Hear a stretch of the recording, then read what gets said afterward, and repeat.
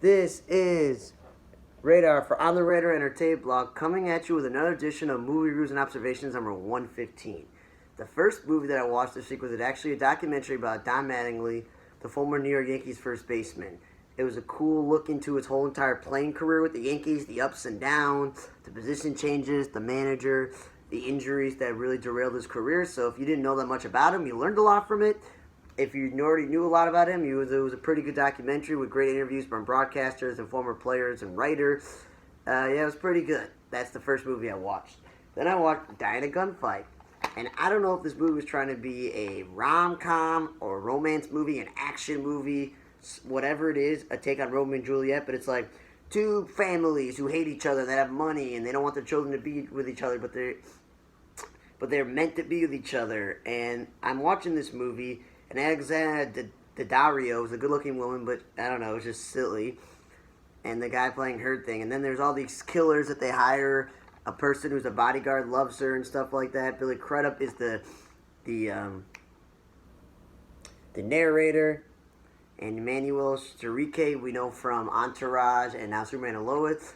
She wasted her acting ability in this. She's really good on Superman and Lois, and she's pretty good on Entourage. This was like a waste of her time. And I'm watching this movie, and I'm just like, why in the world did they make this movie?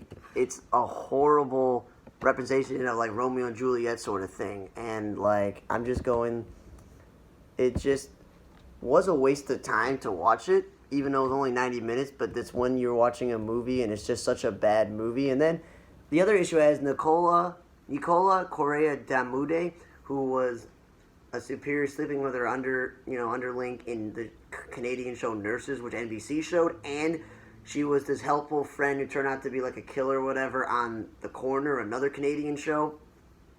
She's playing the main guy's mother. The main guy is barely in his 30s, and she's barely in her 40s.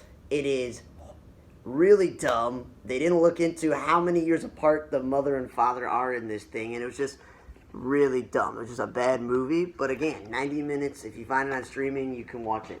Then I watched 32, Malasana Street, and luckily I watched it in dub, because I didn't want to sit through subtitles for this movie. And it's an hour 40 minutes, but it's like a lot of horror films where it's good to be true. You move into this house, and the house is cursed, and things are happening to people in the house. They're being attacked, blah, blah, blah. People are losing their jobs, issues in school. All of this stuff is happening, and they're like, it's based on true events, and blah, blah, blah. And even when they try to get away from the house, all this bad luck follows them. It was okay. It wasn't the worst horror film, and it wasn't the best. It was okay. Not the best.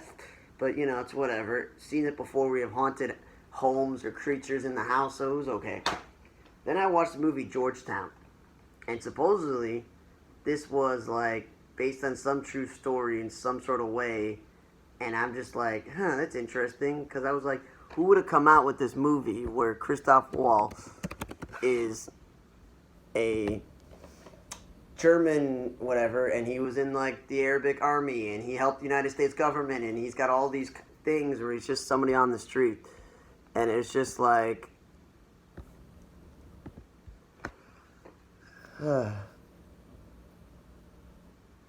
yeah. So it was basically based on the true story of the murder of a 91-year-old woman, socialite Viola Herms Drath, who in this movie she's like some sort of great journalist, and basically,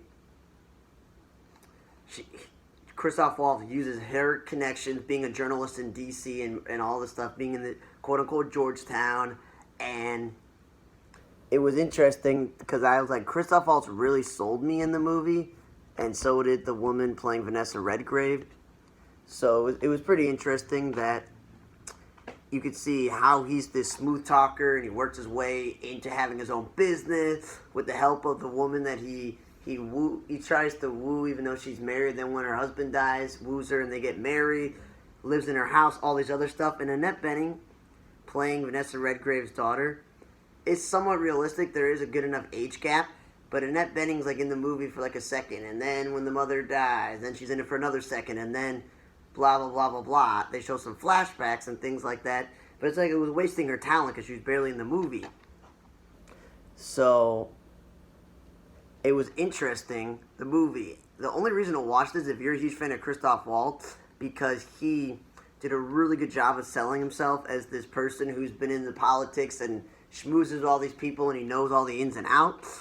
And I can understand why I went to the Tribeca Film Festival, because it was a pretty interesting plot based on some sort of true story about someone actually, this woman dying, and we're thinking, well, it's always the husband, but you never know, it could be something else. And then you find out Christoph Waltz directed it, so I think he really put his is in there, because even though there was really nothing about Georgetown in the movie, it's just that's where it takes place. So I think it was pretty interesting. Then I watched Long Weekend, and like a lot of rom-com, they're cliche, they're over the top. Jim Rash from Community's in there, Damon Wayans Jr. from many projects is in there.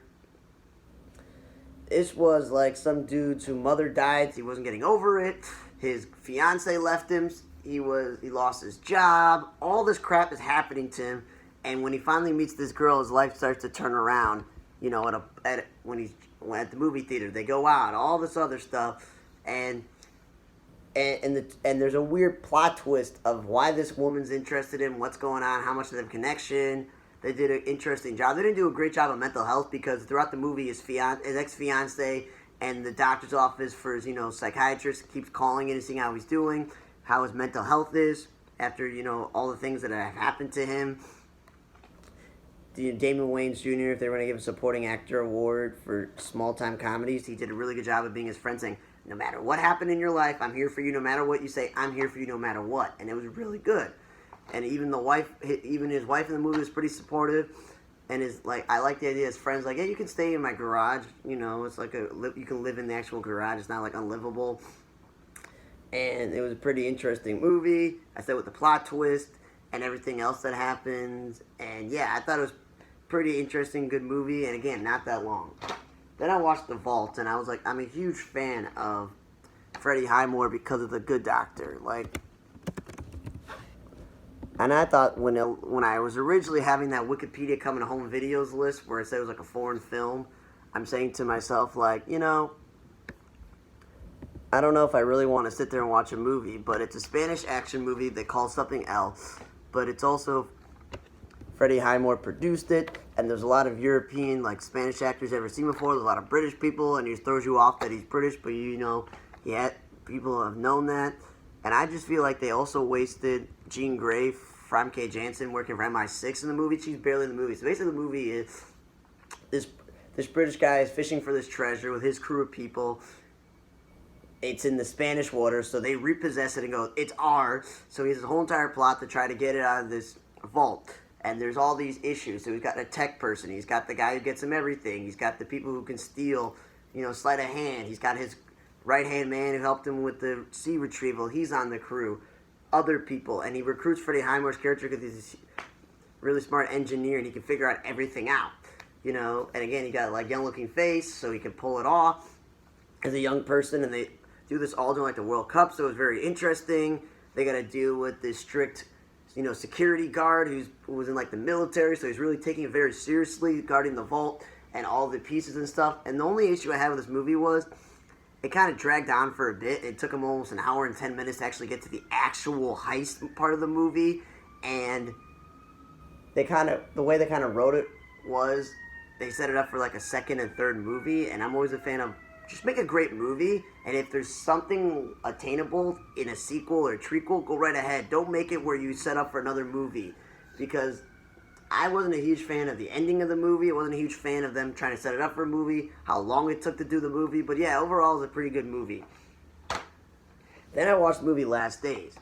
As you know, I go to Wikipedia, go to Coming to Home videos, which I've been doing since I was in middle school, high school, and I click on every year, and I go down and drop down. Even if there is no hyperlink to it, I can still Google search it and see what it is on IMDb, and I avoid, obviously, the movies that have been re-released on DVD, Blu-ray, 4K, etc., movies that have been part of a franchise. So this movie was, I don't know what the point was. It was a movie about no matter what, you gotta believe in Christianity and faith, about cancer, about a struggling mother in a third world country with a horrible father, how she's raising her kid, the whole Nigerian thingy.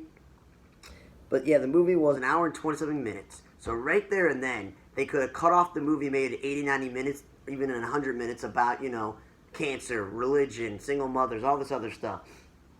They couldn't even made an hour 50-minute movie. I would have been fine with that. But make a 2 hour and 20 minutes, slowly paced movie, very boring, very depressing, because it's showing how she's struggling to help her family because the husband's just a drunk and he dies from banging his head on the thing. Spoiler alert. It's like, okay. And all this other stuff, and all the people in the village are shunning her, and they're like, we don't like you, dirty person, but the church is there for her, blah, blah, blah, blah. There's some people that are helping. She gets cancer, blah, blah, blah. She dies, blah, blah, blah. And it's supposedly based on a true story. Whoop-de-doo.